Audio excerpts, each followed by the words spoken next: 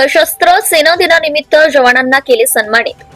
सशस्त्र सेना दिनानिमित्त जिल्हा परिषद प्राथमिक शाळा खांबेवाडी येथे भारतीय जवानांना सन्मानित करण्यात आले। शाळेचे माजी विद्यार्थी श्री पोपट कोळेकर व श्री बाळू चोरमले यांना शाळेच्या वतीने सन्मानित करण्यात आले।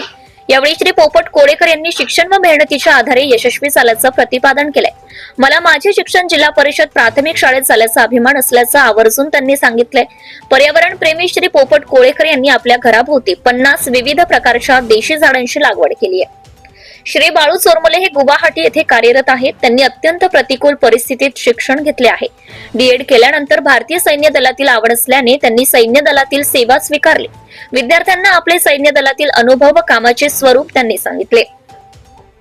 यावेळी मुख्याध्यापक श्री पोपट पाटील यांनी दोनही जवानांना सन्मानित केले। सहशिक्षिका गीता गायकवाड, अंगणवाडी सेविका इंदुमती देवकते, मदतनीस पूनम हाके, पूजा चोरमले व श्रद्धा कोळेकर यावेळी उपस्थित होते।